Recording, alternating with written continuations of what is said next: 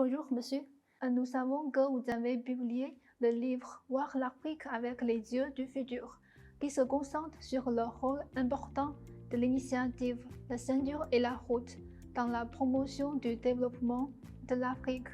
Pouvez-vous présenter les principaux résultats de la coopération sino-africaine et la construction de la ceinture et la route en Afrique?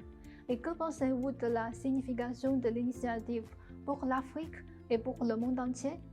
Et l'initiative Une ceinture, une route, la Chine est devenue le premier partenaire commercial de l'Afrique, le premier investisseur dans le développement des infrastructures et dans de nombreux domaines, dans le domaine agricole, dans le domaine médical. Et donc il y a beaucoup d'exemples comme cela.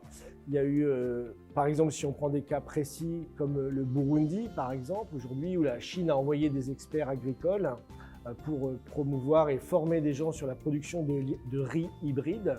Et aujourd'hui, on a des agriculteurs qui ont doublé leur production, qui peuvent faire vivre leur famille. Il y a aussi au Rwanda, par exemple, où il y a eu 35 000 agriculteurs qui ont été formés par les experts chinois dans le domaine de l'agriculture pour justement également augmenter leur production. Donc des exemples comme ça, il y en a des centaines en Afrique. Et il y a aussi bien d'autres exemples. L'exemple le plus célèbre, ou celui qui est le plus connu par exemple, c'est le train entre Nairobi et Mombasa au Kenya, donc qui a permis de créer des dizaines de milliers d'emplois dans la région, et c'était un des premiers trains à grande vitesse sur le continent africain.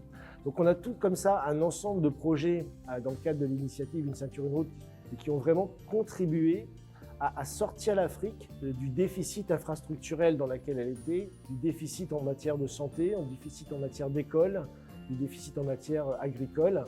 Et donc ce partenariat aujourd'hui est considéré par l'ensemble des Africains comme quelque chose de bénéfique pour leur continent et pour leur développement. Une ceinture, une route, c'est un projet mondial.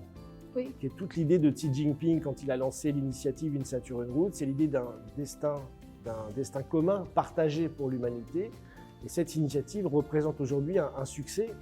Maintenant, la Chine poursuit le programme de modernisation chinoise par un développement de qualité. En tant qu'un expert international, pouvez-vous partager des changements dans la société chinoise? C'est tout simplement extraordinaire ce qu'on voit en Chine aujourd'hui. Déjà, le premier point, le plus important selon moi, c'est que la Chine, dans son pays, plus de 800 millions de personnes sont sorties de l'extrême pauvreté grâce au développement économique, au plan du gouvernement chinois. Avec ce qui se passe en Chine où il n'y a pas beaucoup de criminalité, on a vu la création du pont entre Hong Kong, Zhuhai et Macao, par exemple, qui est le plus long pont du monde. La Chine a le réseau de trains à grande vitesse le plus développé du monde, c'est 40 000 km. Donc c'est juste extraordinaire quand on compare aux autres pays. Donc c'est vrai qu'à un moment donné, en Europe, on pouvait rêver d'aller aux États-Unis, mais maintenant il y a de plus en plus de gens qui rêvent plutôt d'aller en Chine quand on voit le développement qui s'y produit, et pas simplement dans le domaine des infrastructures, on le voit aussi dans le domaine de la science, avec par exemple le record qui a été battu par la Chine pour la fusion thermonucléaire par exemple, ou ce qu'elle a fait dans le domaine spatial.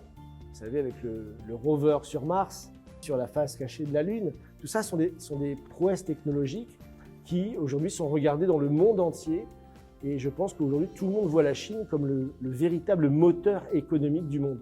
Alors, à votre avis, quelle est la différence entre la voie de modernisation chinoise et le modèle de développement des pays européens comme la France? Et je pense que ce que fait la Chine est aujourd'hui un exemple aussi pour nous en Europe, de repenser à long terme, de réinvestir dans les infrastructures, réinvestir dans la recherche et le développement, et que dans ce cadre-là, on peut tout à fait travailler ensemble.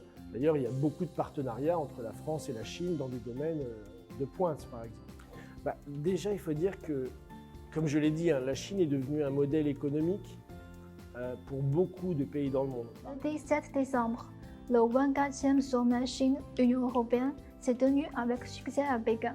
Le président Xi Jinping a souligné que la Chine et l'Union européenne sont deux puissances à promouvoir la multipolarité et deux principaux marchés qui favorisent la mondialisation. À votre avis, quelle est la signification stratégique et l'impact mondial des relations sino-européennes? Je pense que Xi Jinping est optimiste. Il a raison parce qu'en promouvant la paix, en montrant que c'est ce qu'on veut, ce monde multipolaire, on oblige les gens à aller dans cette direction et ça peut être que bon pour le monde. En avril, le président français Macron a été invité à visiter la Chine. En 2024, c'est l'année du 60e anniversaire de l'établissement des relations diplomatiques sino-françaises. Que pensez-vous des perspectives de développement des relations sino-françaises dans la nouvelle ère? Moi, je pense que les relations entre la France et la Chine sont très bonnes. Il y a encore des gens dans l'Union européenne qui considèrent que la Chine est un rival systémique, qu'il faut découpler avec la Chine, il faut dérisquer notre économie. Donc il y a encore des gens qui pensent ça en Europe, mais c'est vrai que ce n'est pas le cas de la France. Il y a beaucoup d'événements déjà en France, il y en a beaucoup qui vont se passer en Chine. La Chine et la France pourraient élargir la coopération dans quel domaine? Les domaines plus importants. Il y a, je disais, le domaine du nucléaire. La France travaille avec la Chine depuis des dizaines d'années sur le domaine du nucléaire. Aujourd'hui, la Chine a fait des percées dans le domaine de la fusion thermonucléaire. La France est aussi assez développée dans ce domaine de fusion et on sait que c'est l'énergie de demain. C'est une énergie propre, c'est une énergie abondante.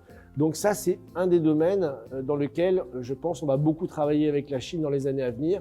Aujourd'hui, on sait que la Chine, qui est en plein développement, c'est une classe moyenne de 400 millions de personnes qui ont des revenus moyens, des revenus intermédiaires, comme on dit. Donc évidemment, ça intéresse beaucoup les grandes entreprises européennes et françaises, puisque un marché de 400 millions de personnes, c'est beaucoup. Donc il y a de plus en plus justement de Français, d'entreprises européennes qui viennent investir en Chine. Parce que comme la Chine s'est beaucoup développée, ça devient une terre d'opportunités, justement. Et donc ça permet d'encore accélérer justement la croissance économique mondiale.